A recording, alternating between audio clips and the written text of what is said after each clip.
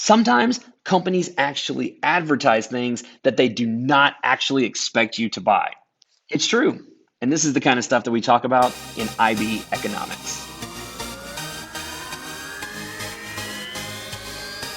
So for example, let's say that you're at the movies and you're trying to decide what size popcorn to get. They have a small $3 option or a large $7 option. Well, there's a lot of interesting economics things that actually go into just making that decision.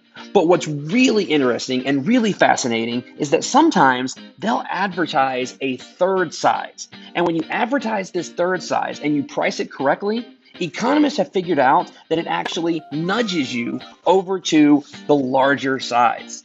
And so sales of larges actually go up when they add a medium popcorn. The medium popcorn is actually called the decoy, and it works in experiments.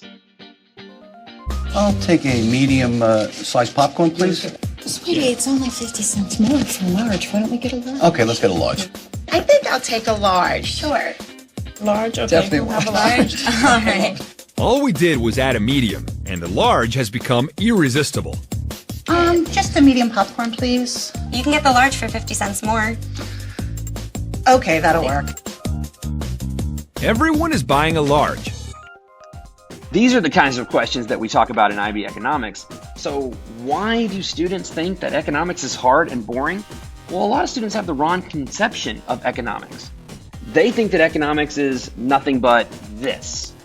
Or they're worried that when they get into IB Economics, they're going to be asked to do things that look like this. You know what? It's true that there is math in economics, and of course we use graphs. But let's talk about the math for a second.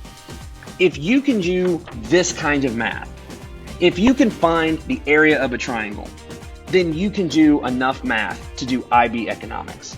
And of course, we do talk about graphs in economics, but it's important to remember these are not the things that we really are doing in economics. The graphs are just the things that get us to the thing. And the thing in economics is the much more interesting idea of answering those questions that surround us every day. Have you ever wondered any of these questions? Why do drive-up ATMs have Braille? How come people in Los Angeles tend to drive more, but people in New York ride the subway? How come my grandparents call FedEx Federal Express? Why do tickets for Broadway shows that are well reviewed cost so much more than other plays, but all movie tickets, whether the movie is any good or not and had any good reviews, they're all the same price? Why is this sport not called Frisbee golf? How come car dealerships always seem to be built right next to each other?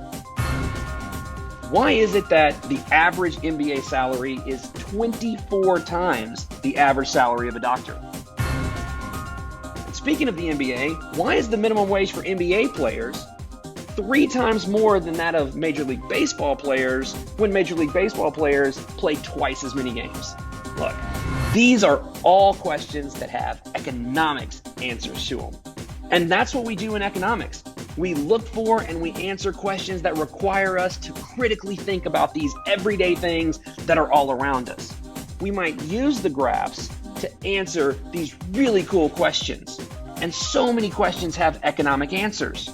And this critical ability to analyze it is why so many college majors require that you have at least one economics course before you graduate college. So that's IB Economics. And I hope to see you there.